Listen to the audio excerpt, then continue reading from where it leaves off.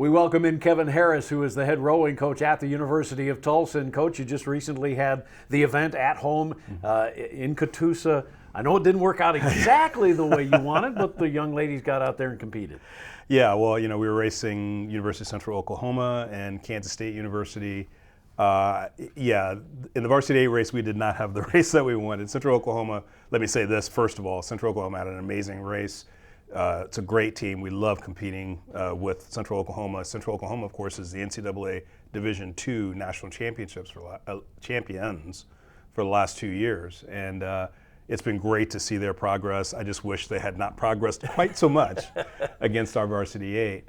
But having said that, we struggled a lot this weekend in terms of our race prep. We didn't do very well in the first 500, and we need to really work on the end. We need to basically work on both ends of our races. And, we can't give up that kind of margin to a crew in a varsity 8 race at this level.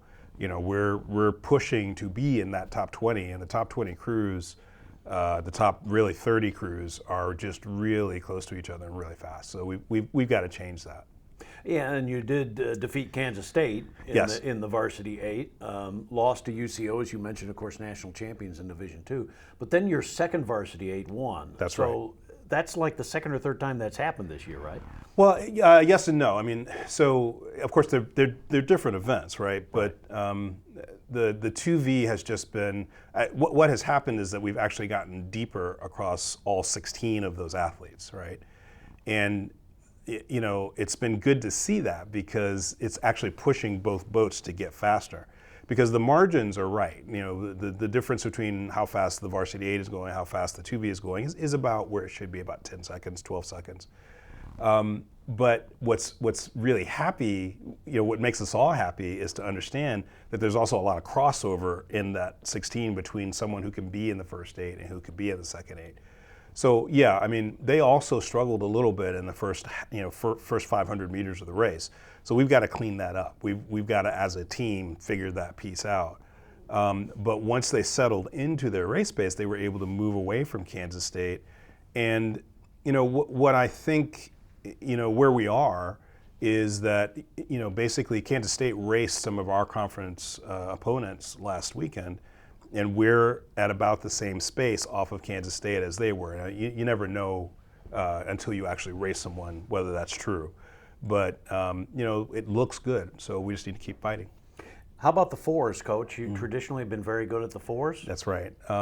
And again, we did not do well. There's no way to say that. Like we just did not race that race very well in either of our fours. We were able to, I believe, to beat UC. I have to go back and look at that.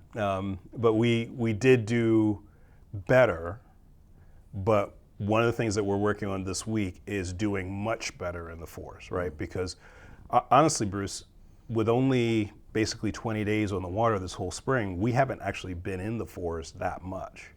Normally, the reason that we're traditionally good in the fours is because we spend a lot of time in the fours. All fall. We didn't really row the fours all fall. We have barely rowed them this spring. So now we have time, I think, over the next few weeks to really get those guys in a better place. And even where they are isn't bad. It's just not where we want to be.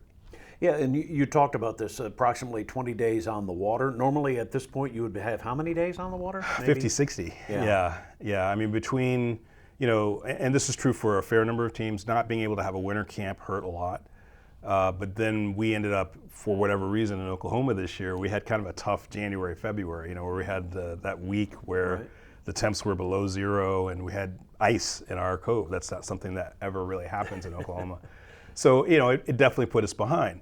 Having said that, I'm really, really proud of the way the women have worked through that, right? Like, they haven't let it faze them, really. It's not been a thing where, they look at it and they go, oh, well, that's it. Like, we're not going to be able to do anything. They've been working their tails off, right? So that when we actually do get on the water every day, you can see it, and it's coming, and it's coming, and it's coming. And we just need to keep pushing that so that by the time we hit our conference championship, we're where we need to be. Yeah, you hope to be peaking at that point, and part of that is the Longhorn Invitational coming up on the 24th of April. Right. Good field, right? Oh, that's a big one, yeah. I mean, Texas is moving. They're just a very good team. Dave O'Neill's a longtime friend of mine, and he's an excellent coach. They've been second in the nation pretty much all year, and they were second at the last NCAA championship. So, we're excited to race them because that's who we want to race. Like, we don't want to shy away from the top teams in the nation. We want to be one of the top teams in the nation. And the only way to do that is to go figure out what they're doing and race them. But we'll also see teams that we'll have raced before, like Notre Dame, right? We had kind of a split result with Notre Dame where we beat them in the 2V, I believe, and lost to them in the varsity 8.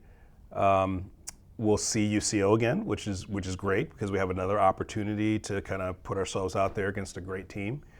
And we'll also see, I believe, Oklahoma should be there, and of course our conference, our sort of rival, Southern Methodist University, and Kim Capini's got them rowing really, really well this year. So I'm looking forward to seeing how we stack up against those guys. Okay, so that's coming up on the 24th, and then you'll have 3 more weeks to kind of get you ready for the Americans. So I mean, you have time, obviously, and you have, right. But you got to get on the water. Right? Yeah, we got to get on the water. And of course, we have Creighton on May 1st, which is Right. our senior day. It's a matter. Look, you only get good at what you do, and if we're not rowing, we're not getting good at it. So we got to get out there and make those tweaks and get the lineups right and make the adjustments that we need to get. But I'm really confident, and this crew feels really good about where it is. Coach, thank you for your time. Keep working hard. Thank you. Kevin Harris, University of Tulsa Rowing.